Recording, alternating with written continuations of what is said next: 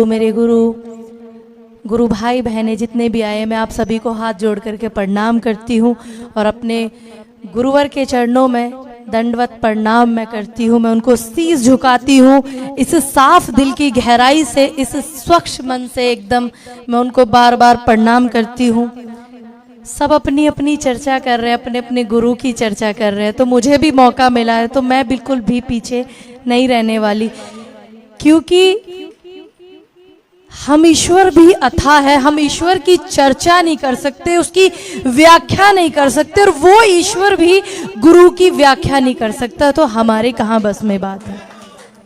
मैं गुरुदेव को बहुत बार, अभी जैसे भैया बता रहे थे, मैं सोशल मीडिया पे बहुत एक्टिव हूँ, तो मैं गुरुवर को वहीं से सुनती थी। सिर्फ मैंने उनको सुना था, देखा था फोन में।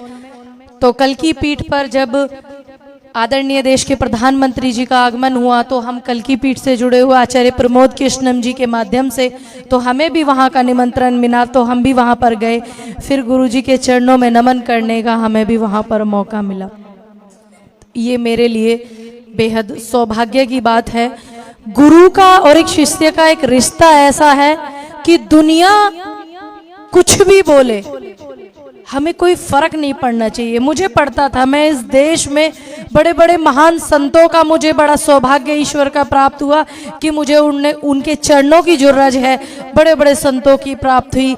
तो ऐसे ही एक बड़े भारत के बड़े विख्यात संत हैं, मैं उनका नाम नहीं लूँगी, तो एक मेरा फोटो सोशल मीडिया पे उनके चरणों में बैठ करके मैंने अपनी सोशल मीडिया पे प्रेम में, भाव में, अपने गुरु के, अपने श्रीमंत के भाव में मैंने वो फोटो अपनी सोशल मीडिया पे जब शेयर किया, तो लोगों के, मीडिया वालों के अजीब अजीब कमेंट आ रखे थे कि लाल साड़ी में क्या पूनम पंडित ने शादी कर ली, इनसे इस तरीके के। तो मैं इतनी डिस्टर्ब हो गई बहुत ही ज्यादा कि मतलब एक गुरु के चरणों में बैठने का क्या इतना बड़ा गुना, और वो भी भारत एक संतों की भूमि है और सनातन धर्म इस संसार में सबसे श्रेष्ठ धर्म है, और मैं उसी सर्वश्रेष्ठ धर्म से आती हूँ। तो ये क्या मेरा गुना कि मैंने अपने गुरु के चरणों में बैठ गई, अपने गुरु के चरणों की मैंने रज ले ली। तो बड़ी बड़ी महसूस होता था।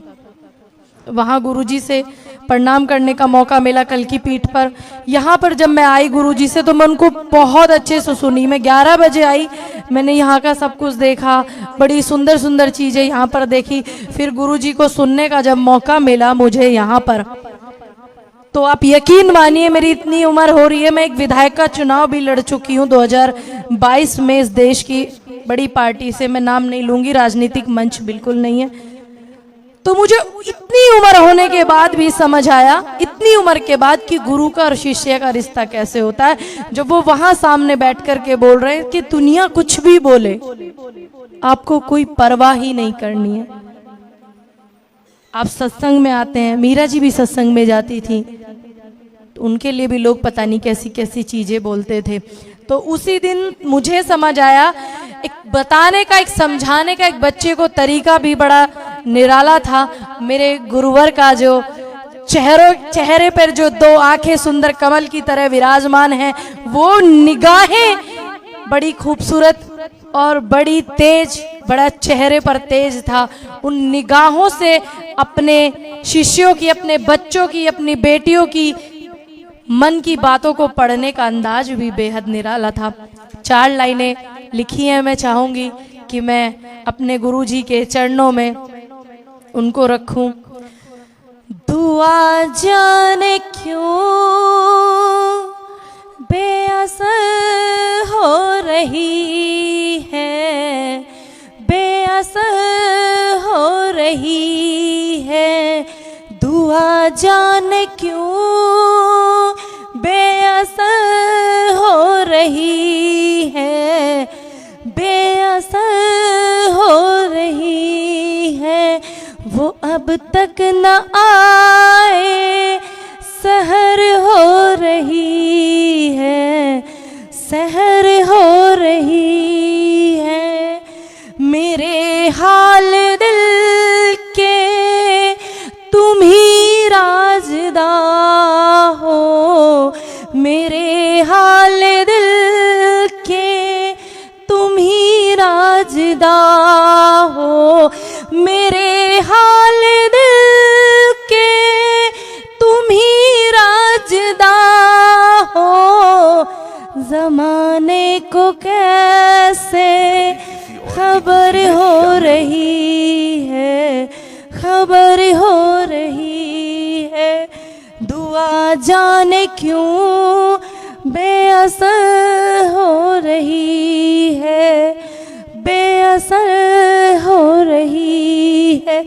अभी भाई जी बोल रहे थे कि बलिहारी जाओ अपने गुरु पर, तो उस पर एक दोहा है, तुम्हारी नजर की नजर मैं उतारूं, तुम्हारी नजर की नजर मैं उतारूं, तुम्हारी नजर की नजर मैं उतारूं, तुम्हारी नजर को नजर हो रही है, नजर हो रही है।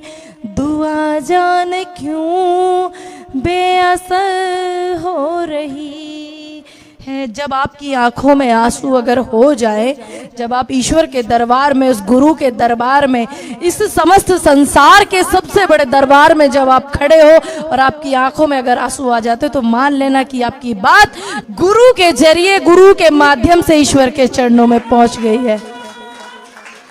सदगुरु भगवान को मैं प्रणाम करती हूँ। यहाँ के सभी जितने भी सेवादार हैं, गुरु जी के शिष्य हैं, बच्चे हैं, बेटियां हैं, उन सभी को भी मैं प्रणाम करती हूँ।